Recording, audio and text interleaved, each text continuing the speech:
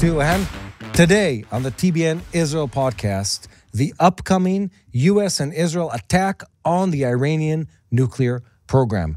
Is it happening any day now, or is it something of the future? Or possibly, is it just part, bless you, Yair, is it just part of the upcoming negotiation between Israel, the U.S., and Iran? Are you alive and well with us, Yair? I see Tomer in the background is also choking just from sympathy. I know, just ate my protein shake that you gave me a hard time on. But yeah, definitely, Mati. Yair, just the thought of an attack is giving you a cough. Anyway. Yeah, exactly. Listen, I'll tell you what happened. Trump recently stated that every missile launched by the Houthis against Israel or against the maritime shipping lanes of the Red Sea will be considered by the United States as a direct attack by the Islamic Republic of Iran. Okay, since then, we were attacked almost every morning. I woke up in the middle of the night multiple times this week, rushing my children to the bomb shelter. And so far, no direct attack against the Islamic Republic of Iran. Yeah. And in the meantime, we're hearing that the U.S. is inviting the Iranians to come and talk for negotiations and other reconciliation diplomatic attempts. While at the same time, the Iranians are conducting military drills with the Chinese and the Russians. Okay, so this is kind of like a background information on the situation. So today's headline is everything all at once. So yes. So just to recap, the U.S. under President Donald Trump took the carrot and stick sort of doctrine in negotiation to an extreme. They said essentially the pressure is on, there's a deadline on the negotiation, and if we don't reach an agreement, they haven't said this publicly, but apparently in back channels there is a date to this. If within weeks or months there isn't an agreement, then we're going to Plan B. And Plan B is the stick.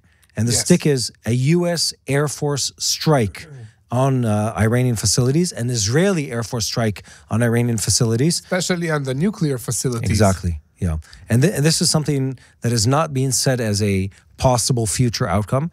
It is something that is being trained towards. It's being practiced. It's being prepared.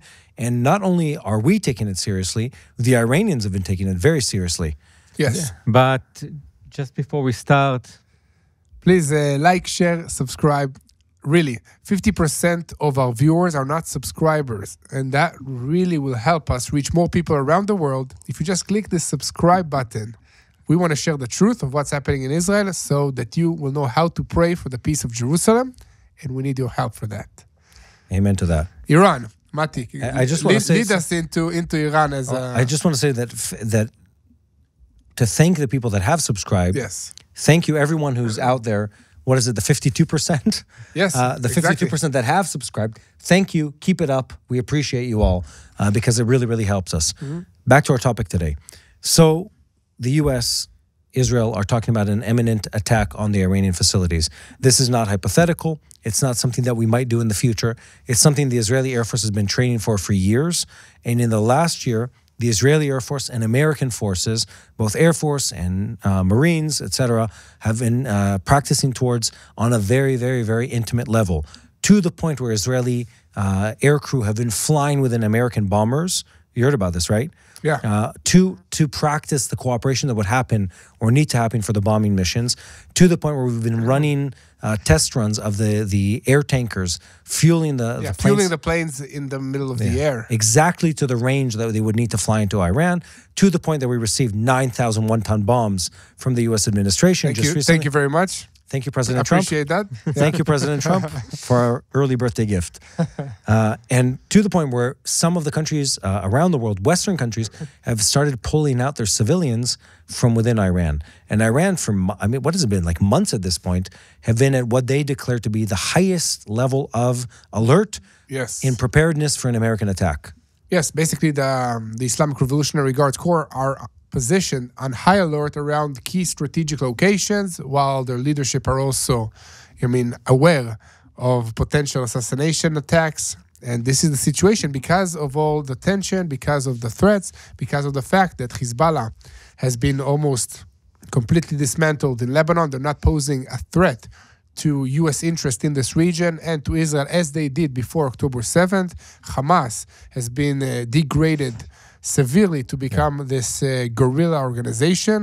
And what's left of the Iranian axis is basically the Houthis that have been struck also pretty severe by the United States aircrafts and Israeli strikes before. And their leadership are hiding, but still launching rockets and missiles, attempting to try the Ben Gurion International Airport in Israel. Their spokesperson also stated that the Ben Gurion International Airport is not operational anymore. Of course, it wasn't true. Flights are still arriving and leaving. Yeah, a member of our team flew out while they were saying that. So clearly not true. Yeah, exactly. And basically, well, they're terrorists. The plan is to terrorize, sow fear in the population and disrupt the day-to-day lives. But in reality, all the missiles were intercepted before entering the Israeli airspace. Some of them even just disintegrated on their own on the way here. And the only inconvenience, which is inconvenient, is that we need to wake up for alarms in the middle of the night. Yeah, and also to make this even far more complicated, we've been learning that this whole relationship between what we imagine to be this solid Iran-Houthi relationship is far more complex than what it was imagined to be. Yeah, that was this morning. Just this morning we spent a good amount of time interviewing a fascinating expert on the topic. It's going to air sometime soon. But when you pull all of that together, you understand the Iranians' control over the Houthis is very, very, very tenuous at best, let's put it that way. Meaning what? Meaning that meaning the Houthis don't listen necessarily? No. So the just Houthis before are 2 days, the Iranian asked the Houthis to tone it down a bit. Yeah. And Relax the Houthis, a little bit, Houthis. And the Houthis said, no. The Houthis said, no, our goal is death and destruction, don't get in our way. Yeah. And so they really do their thing in a way that is well beyond what the Iranians can control. The Iranians are afraid, and we need to be clear here. They have good cause to be afraid of what's coming. Israel, according to foreign press, has spent tens of billions of dollars preparing for an attack on Iran. This has been happening for the last over 10 years at this point. Well, Netanyahu has been, threatening Iran not to conduct nuclear preparations and development, or Israel will strike it themselves. Yeah. So everybody joked at him when he stand in the UN with the bomb picture and pointed at that. Or after this is that the bomb. This is the fuse. Yeah, exactly. But listen, this is a real threat, not just to Israel, to the entire region, and in general to the entire world.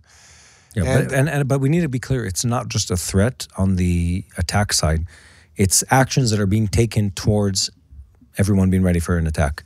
You see Minister of Defense Hagseth sends to the Middle East another carrier group.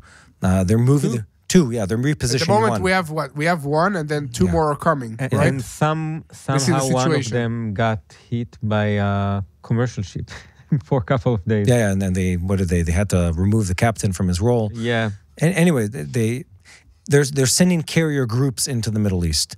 And they're repositioning forces, which is something the U.S. Army does on a regular basis when they're scaling up towards an attack. And this is an important one, they've sent all the relevant emissaries to this part of the world to talk back and forth with Israel, with the Iranians, with the proxies, with the relationships. Mm-hmm. Everyone that needs to be talked to has been talked to. Everyone that needs to be threatened has been threatened. Yeah. Now we sort of wait to see how this is going to pan out.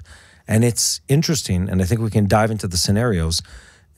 People in the past used to say, ourselves included, by the way, well, you can't stop everything related to the Iranian nuclear program. But when you really think about this, about what the U.S. forces are able to bring to bear, and what Israel is able to bring to the table when it comes to attack capabilities, we have the ability to stop Iran altogether. Not necessarily cancel every last centrifuge and every last facility, but most of the facilities. Not necessarily remove every single power plant in the country, but most of them. Yeah. And also, not every scientist, but most of the scientists that we know of today. Yeah, not every vessel that the IRGC are going to launch to try and just disrupt trade in the Red Sea, but most of them. So it's a force that is big enough, strong enough, and trained enough to really fall on the Iranian government to the point where they will not be recovering from that. And they know it. Yes. What is Trump's approach to dealing with the Iranian? Trump is threatening them with a military action, but he also calls them to come to the negotiating table. So this is a very complex situation, especially with Trump. But the Iranians at the moment are saying that we don't want to negotiate under threats of the United States. And they issued actually another threat to the United States, saying that if you will continue acting like this, we will slap you. So it's like, it seems like we're dealing with kindergarten children here, but not the world powers. I don't think so. What do you don't think? They're very calculated. The Iranians? Yeah. They're using language that is intentionally humiliating to trigger and push buttons in the U.S. White House. That's what they're really trying to do. Yeah. They're not. It's not an accident. They're very smart in the way they communicate and what they say and how they say it. They're looking at the White House and they're trying to retaliate in a way that will be offensive to them, to push them or to take action or to force their hand in negotiation. And the Iranians are, look, they're at the same time, we talked about this just several weeks ago, where the U.S. and the Russians are sort of teaming up together to negotiate with the Iranians, or the U.S. is using Russia to negotiate with the Iranians. A week later, you have Russia together with Iran meeting together with the Chinese and others to negotiate their own pact. So they're not stupid. They're a very intelligent country and leadership, and they're working the system to try to get to the point where the Americans don't have allies in an attack, or more importantly, where they sort of feel like they have to reach an agreement with the Iranians. So what do you think? You think that Israel or the U.S. will strike Iran anytime soon? I don't. Militarily, you don't? I don't. Then what do you think will happen? My guess is the most common scenario, Dapa Aleph, as we say in Hebrew. Option one. Option one. I think option one, the highest probability, is that there is no attack, that there'll be naval maneuvers and possibly aerial maneuvers of forces, showing a show of strength in, let's call it the Arabian Sea, in the Straits, Hormuz Straits next to Iran. Something where it's a very, very strong show of force that will force the hand of the Iranians into a negotiation that is more, let's call it, accelerated in its pace. Because what they've been trying to do is they try to delay the negotiations to a point where they sort of become irrelevant because it's months before anything happens. That's my sense. I think a very unlikely scenario right now is that Iran sort of pokes the bear in the eye and then the U.S. and Israel respond immediately. I think it's a lot less likely. If you look at Iran's actions in recent weeks, they're rude to the degree that it doesn't blow everything up, literally and figuratively speaking. And they're bold in their negotiation up to the point where the other side, which is the U.S. and its allies, leaves the table. So you think that basically the U.S. will, bring its forces next to the Houthis in Yemen to prevent more maritime disruptions by the Houthi pirates against merchant ships? That's one option, but that will require an actual presence. We're already seeing that. That's my sense. To a certain level, but there's still they've been running bombing missions in against Houthis for a while now, and it's been escalating again and again and again. And the U.S. also, to remind everyone, even before Trump came into office, they were using a huge amount of aerial force against Houthi targets in Yemen throughout the war. One of the most bombed, let's call it entities in the entire Middle East was the Houthis. Not just because they're such a threat to Israel, because they're a threat to global trade. So they've received a huge amount of munitions coming to visit them from the sky, both from the Americans and other forces throughout the war. So I think your point, though, is correct, which we're going to see an escalation in action against the proxies of the Iranians and external pressure on them, cutting off their finances, pressuring, let's call it the Indians, the Pakistanis, the Chinese, not to trade with them through back channels. So is there going to be like a naval blockade on Iran proper? I don't think they're going to have to reach it. No, you don't think? Just on the proxies? Look, if history teaches us anything, especially recent history, is that the Iranians are masters of negotiation. Yeah. And they've always, if you look at it in retrospect, they always time it right. They pull the rope as much as they can until the point that they see there's no more pulling, and then they sort of secede to the requests of the other side, and they enter into negotiation. And when they slightly violate the negotiation, but not completely, they blame the other side, President Trump in his previous term, oh, you're the one who violated the agreement between us. It wasn't us. It was you who did it. Yeah. And so when they do that, and they're very clever about the way they go about this, all of it. So I don't think they're going to have to... Look, let's get into their head. What is the interest of the Iranian government in being in a situation where you have, the Air Force of the United States and Israel flying through your skies? Without any way to defend yourself. They don't have a way to defend it. They might knock out a couple aircraft out of the sky. Maximum, possibly. In reality, the air forces of Israel and the U.S. are not in that order. Are the U.S. and Israel. Yeah, the U.S. and Israel. But Iranian Navy is huge. You know the joke? With the U.S. and Israel together, we're the strongest air force in the world. And also without Israel in this equation. No, you know what the original joke is? I'm trying to think. It was one of our prime ministers was visiting China, and it was one of those like bilateral agreements, and he says to them over like a stage, he says, "But when Israel and China join forces together, we're more than 1 billion people." We didn't add much to that. We didn't add much. No. What the natural growth of them in like a week. Anyway, but to our point, so we look at all of this, and there's a huge amount of force amassed in the Red Sea and the Arabian Sea.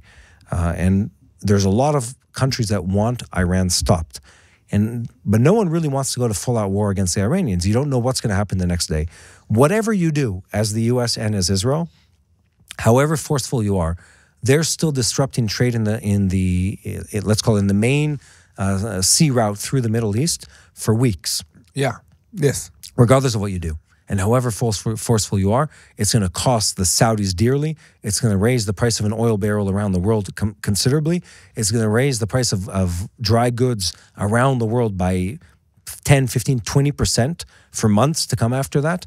It's going to hurt the Egyptians greatly when it comes to the economics of it, and it's going to be expensive for the Americans.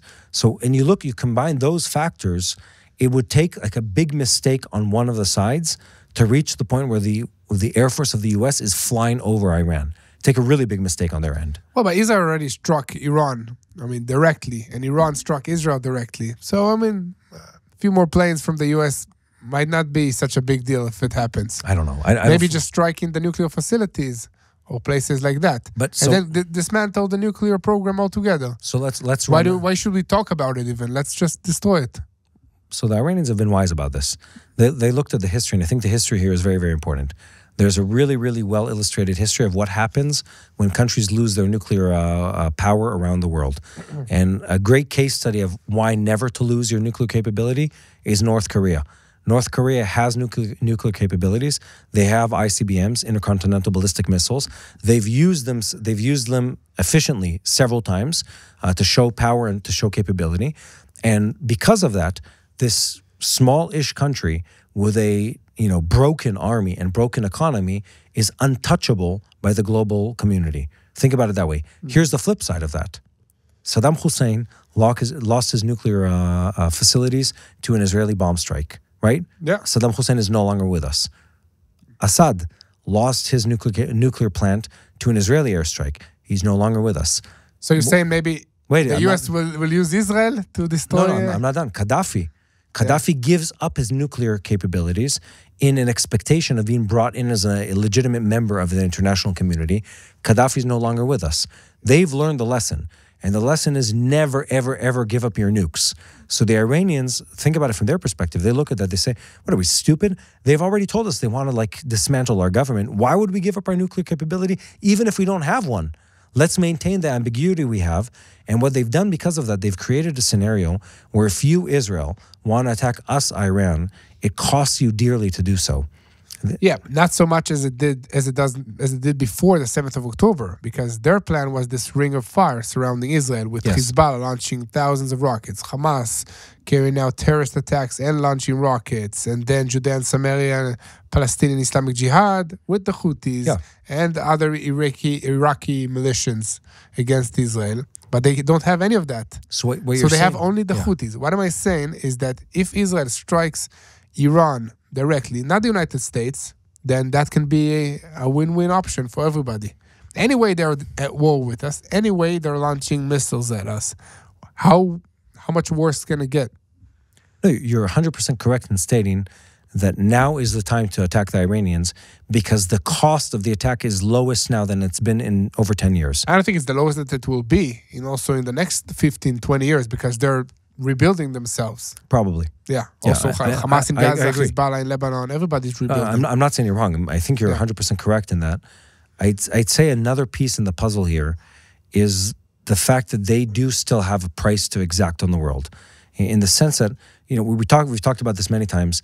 The IRGC's funding is greater than the Israeli budget of defense on an annual basis before the war broke out. Every year for decades. Makes sense. And they invested it all over the place, not just in Iran. And much of it is set up for this doomsday scenario. Exactly. Yeah. This scenario where the world turns against them on a military sense. And when it does so, they know that they have the ability, and everyone around them knows that it's going to cost us dearly. It's going to cost us, Israel, in goods. We're going to receive a barrage of missiles and drones that are going to fall through our skies. Hezbollah is not gone, by the way. Yeah. Hezbollah still exists, and the Hezbollah will fire on us. And then the Houthis will press all the red buttons that they can while they can to disrupt trade. Then the IRGC has the ability to do so directly themselves, too.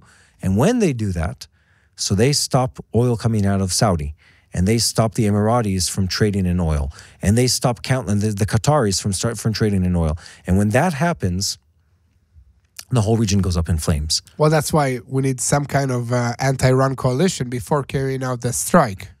This goes together with the Abraham Accords 2.0. Yeah, well, part of that will basically solve all the other problems and all the leverage that Iran still has against Israel and against the West in this situation. And that's what Saudi wants. Yeah. Saudi, in this whole equation, what they're looking at is they're looking to the U.S. and they're saying straightly to their face, they're saying, guys, if you want us in this agreement and you want us in tomorrow's Middle East, the path that goes through, you guaranteeing that Iran doesn't have a nuke and they can't use it against us. Or conversely, if they have a nuke, that you give us your nukes. Yeah. And that means you're parking them in our backyard and assuring us that they will be used against the Iranians, so it cancels out the Iranians. Or you're putting a whole bunch of let's call it air-to-air missiles or ground-to-air missiles in Saudi to stop missiles and drones coming out of Iran. Yeah, definitely. Mati, talking about anti-aerial defense systems, the IDF just conducted the largest Iron Dome exercise that has ever been conducted in Israel and specifically also in the world. It was just amazing. I don't know if you've seen the footage from it. Tomo, did you see the footage of that? I didn't see the footage, no. That was amazing. It's crazy. No, it's crazy. Like a multiple... Is this better than the Golden Dome? The Golden Dome that Trump wants to do. Trump's Golden Dome? The Golden Dome from the... It's supposed to be something, like the Iron Dome, but way better from the sky using using satellites to dismantle ballistic missiles, satellites to fire lasers and missiles in space. Nobody felt, but the whole protecting system of Israel got 2 new layers just this year. What, the laser, right? The laser gonna start. That's for short-term missiles. Short range. Yeah, short range, like also mortars and stuff like that. And we have another new Iron Dome, a new version. Yeah, it's upgraded. It's like iOS 15. I was trying to explain this to my kids. I had to get quite creative using fruit in our kitchen of why the alarms go off in our house when the rockets are dismantled or blown up outside of the... You explain rockets with fruits to your kids? Yeah, because I was having to explain the curvature, the curvature of the earth. Really? Because, we have the alarms, we live close to each other. The alarms in our house go off when a rocket is blown up outside of the boundaries of Israel. Yeah, because the debris can fall inside Israel. Exactly, and so if you drew a line down onto the surface of the earth, that rocket's being blown up somewhere, let's say in the Red Sea if it's close, but probably even farther than that. But because of the trajectory of the projectile, and because it's up in the atmosphere when it's blown up, a piece the size of a car could fall through my roof or your roof if it wasn't blown up again. So oftentimes, and this morning was the case too, and the day before that too, it's happened repeatedly, you'll hear Iron Dome within Israel blowing up those debris of the rockets. The smaller parts. The smaller parts, to blow them up into smaller bits so they don't blow through a roof of a house. Well, a small part can be like at least 2 cars or a bus. We've seen pieces the size of a school bus fall out of the sky after the missile was blown up. Yes. So we've seen those kind of things happen. Anyway, all that to say that. So how did you explain that with fruits? I'm curious. You threw fruits and then you. I was holding the grapefruit and I was showing them how the missile arches around the earth, and then that when you blow it up, it still carries on with the arc all the way till impact. So you blow it up in multiple pieces. Anyway, all that to say that Israel has dramatically expanded its, let's call it its arsenal of let's call it rocket, ICBM, and drone warfare. And in this wartime, ICBM, intercontinental missile. Okay, gotcha. Yeah, so intercontinental ballistic is just slightly bigger than ballistic missiles. Ballistic missiles go a little up, and then ICBMs go way up into the atmosphere. By the way, I've been taking a deep dive of this in recent weeks. The current technology, you know how long it takes an ICBM to reach from Russia, hypothetically, to the US? Half an hour? Less than half an hour. Less than half an hour? It takes on a passenger plane, it takes you 12 hours to fly that, going 700 kilometers an hour. In the aircraft, or 700 to 800 kilometers an hour, which whatever that is in miles an hour, many hundreds of miles an hour. An ICBM does that in 20 to 30 minutes from the eastern part of Russia to the western side of the U.S. And the reason it can do that is because, and this is where it gets complicated. There's no air outside the atmosphere. It flies into the atmosphere, and it's flying there at a speed that is many times the speed of the fastest aircraft. And if you want to intercept one of those, the only place where you can intercept them is while they're outside of the atmosphere. I see. Because that's where the only place where there's still one piece, before they re-enter the atmosphere, they split sometimes into multiple warheads. So anyways, scary stuff. It's scary stuff. So just to explain, Israel still, if we attack the Iranians, we still can expect to receive many, many missiles flying our way. Not only us, ships traveling through the Red Sea, other allies of this region, Saudi oil fields, Saudi refineries, Saudi oil ships. We're talking here financial damage in the tens of billions of dollars before anything is stopped. Yeah, plus no more commercial flights coming into Israel, which we had for almost 2 years now. That affects the country very, very bad. Everybody suffers except for the Israeli airliner that are very happy with that. Exactly. Because they're the only ones that fly in and out.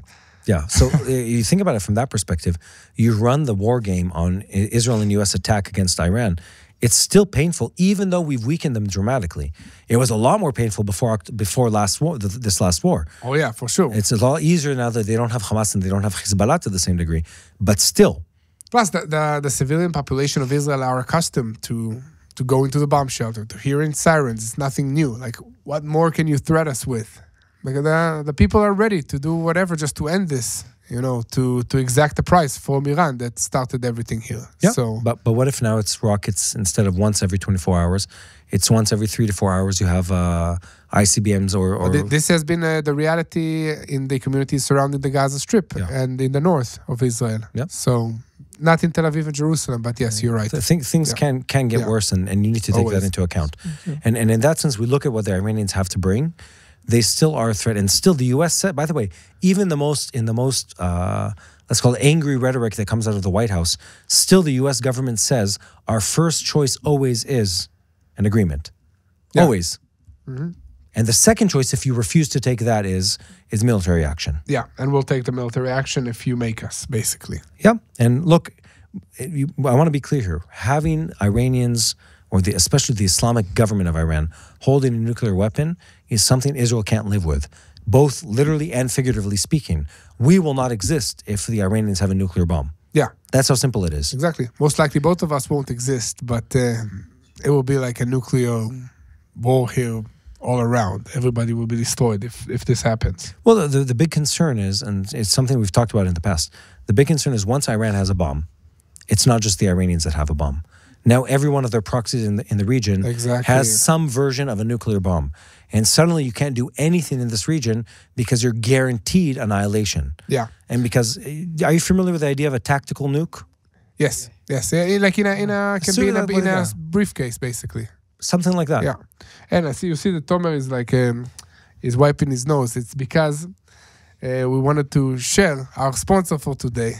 Is Tomer did not take Vinya today, by the way. But guys, I'm just joking. Our sponsor for today is Vinya. Vinya is an Israeli innovation that makes these small capsules out of red grape cells. And by taking Vinya every day, it naturally boosts your blood flow, increases blood flow to the heart, the brain, and other vital organs, and then gives you energy throughout the day. Okay? I take it also every day now. I used to take it during my military service, and it helped me to wake up at crazy hours. Mati just finished a month and a half of military service now. He can tell you firsthand how important it is to sleep, but you don't. So to have energy without sleep in the IDF and to keep going and make decisions that can affect people's life on a day-to-day basis. Yeah, more importantly, it's natural. Yeah. I think that's the big issue. It's a natural occurring substance that is produced in a natural way, as in it's not anything chemical involved. There's no side effects that are known to man when it comes to them. There's a whole lot of like medical testing behind it, a whole lot of like, approval processes that go to it, and a whole lot of research that explain the positive effects of the active ingredients in it. So yeah, definitely. We've been to the factory. We've been to the R&D center. All of them are in Israel. So it's an Israeli innovation. And by purchasing Vinya, you help yourself, you help Israel, and you help us personally. So if you want to get your own video and test it for yourself, and let me know if you feel any different, I'll appreciate to receive your comments here on the comments on YouTube. Go to www.vinyatbnisrael.com, or you can also call 800-638-1944 and get your Vinya subscription. I know Alon wants one also. We'll take care of him. He's about to go to the IDF again, somewhere in the country. So sure. let's be recapping on where we are. So the U.S. is very, very strong suddenly with the Iranians. They're giving them deadlines on the agreement, as in saying, hey, we've seen your tactics in the past. We're not in the mood for this 8, 10, 12-month, drawn out like cycles of negotiation and, your rhetoric and statements. And then the other one is if you don't do this, we're taking the military action. And Israel is involved in that. Other countries are involved in that. And everyone wants to prevent the Iranians from reaching that point. And we're looking like for the first time in forever, it might actually happen right now. Yeah, we'll see. We'll see. I mean, we had already a nuclear agreement with Iran in 2015, the Joint Comprehensive Plan of Action. And what happened since then is that Iran just received more money and emboldened its proxies, Hezbollah, Hamas, the Houthis, in this region surrounding Israel with the ring of fire. So we want to make sure that this does not happen again. If we reach an agreement and lift the sanctions, we don't want Iran to invest money in, short-range rockets or anti-tank missiles to our enemies surrounding Israel on our borders. So this is the fear, on a practical level. Okay, so we might postpone the nuclear capabilities of Iran, but then we are faced with the tactical level of military threat on our borders. Yeah, and I think there's another thing to add into the mix here, which Israel and the U.S. have realized, that if you don't make a decision about the Iranians, the price just keeps going up. Yeah, exactly. They will just make the decision for you. Yeah, that's a reality we've been living in. Every day that we wait, they're getting closer to a nuclear warhead or another bomb, because potentially they have already 4 to 6 bombs that are able to create a nuclear explosion. No, they have the materials to make a bomb. Yeah, but not combined yet. Yeah. But also they don't have the means to send them over to Israel or to the United States or to other places. Yes. But, time is ticking. It always is. Yeah. And especially in this part of the world, if you don't take action, action is taken for you. Exactly. Someone else is going to make the decision for you. Israel can't live in a reality where the Iranians have a nuclear bomb, and then the short-term pain of having to attack directly outweighs dramatically the cost of indecision. Because if we don't take care of it now, 8 months, 12 months, 18 months down the line, problem. Wow. We're dealing with a problem where Iran has a nuclear bomb, and now every threat you make against Iran, they respond with, be quiet. You want me to press? I'm going to press the button. Be quiet or pushing the button. This. And the thing is, with them, we know they will. Yes. Look, they're very honest about their intentions. They're very open about their intentions. But then maybe the question, who will have the bigger bomb? It doesn't matter. Well, Israel is so small. You don't need a big bomb to destroy the entire country of Israel. So the acronym in nuclear, let's call it relations, is MAD, MAD, mutually assured destruction. If you have a nuke and I have a nuke, we're both dead. Yeah, because I'm going to kill you, you're going to kill me, both of us are dead, basically. And it's technically supposed to prevent you from using it. That works when you're logical. Yes, exactly. But if the Iranians send over, oops, we lost one of our nukes to the Houthis. Oops, we lost one of our nukes to some other faction that now exists in Syria or Lebanon. What do you do then? Yeah, who are you? Who's responsible? Who do you fight? No, it's not us. Heaven forbid, we would never do such a thing. Yeah. It's not the Iranians. It's someone else who did this. They stole it from us. Now you're in a problem. Yeah. Now you're in a situation where you don't. I'll bring you back in history. how do you pronounce the word? Perestroika, when the former Soviet Union fell apart. They rushed, and the U.S. was involved in this, to gather up. You know about this? No, they gathered. I never heard this word, perestroika. You know the Jerusalem pub Glasnost? No? Yes. You do. Glasnost, yeah. Glasnost. Hot water in a small glass? Yeah, no, that's something. That's something. Okay. You're mixing up stories here. Anyway, remember when we were young, Yair, and the former Soviet Union stopped existing? Yes, I do. Remember that part? Well, they had nuclear weapons spread out across the Soviet Union, yes. And especially in countries that were closer to the West. And when the former Soviet Union fell apart, many of those countries had their nuclear weapons taken from them. The Ukraine, by the way, is one of them, because the Russians didn't want those weapons rolling into the hands of someone they couldn't control. So they themselves went out and gathered quickly. If you're listening to this, I'm doing a motion with my hands of quickness, quickly gathering things. They gathered up the nukes because they don't want it into some country that's falling into a civil war. Next thing you know, some crazy guy in the mountains has a nuclear bomb. Yeah, exactly. So, they'd rather have a crazy guy in the Kremlin have the bomb. But anyway, I'm not talking about anyone specifically if the Russians are listening. In general. In general. So all that to say that it would be a terrible thing if the Iranians had a nuclear bomb. Terrible for everyone in this world. Terrible for everyone in this region. Terrible for Israel. Terrible for the Iranians. Terrible for the United States. Yes. Yeah. I want to ask you guys a question, okay? What would you do in this situation that we are facing now? Please comment in the comments. Iran is threatening the United States is threatening Iran, and Iran is pushing towards a nuclear weapon. Okay, you're sitting as the leader of the most powerful military of the world. What would you do? Would you go to negotiations? Would you strike the nuclear facility? Would you carry out a big ground maneuver against Iran, aerial strike against Iran? Okay, I want to hear what you guys want to say about this situation. Anything else, Matti? I'll ask that question to you, Yair. What would you do? What would I do? Yeah, you're sitting in the control room for the U.S.-Israeli operations. Yeah. And the Iranians are 3 months away from a nuclear bomb. I would strike. I would strike the nuclear facilities. I'm not done with the scenario. Let me strike automatically. Let me set it up. Your answer to everything is, and Khomeini goes to the bathroom. I would strike before he flushes. Okay. The scenario is you have 3 carrier groups in the Middle East. And everyone's ready for the attack. Yes. And they're saying, yes, we'd love to negotiate. Give us about 6 to 8 months. And their bomb is 3 months away. What do you do? I strike. Yeah? Yes, I strike. I use the Israelis to strike the sensitive nuclear facilities while positioning my aircraft carriers around key ports of Iran to inflict and to basically create a military blockade so they don't create more or ship more weapons inside or weapons outside to destabilize the region. And then we can go into the negotiations. Like we've seen, this is what's happening in the Middle East. You should negotiate only under fire. That's the only negotiations that work in this region. You know what I would do? What would you do? I would go like Godfather on them. And I'll explain. I would invite them to a summit, the Iranians, and I would, before the summit happens, I'd make a round of phone calls to every leader in the region and say, next week we're bombing them back to the Stone Age.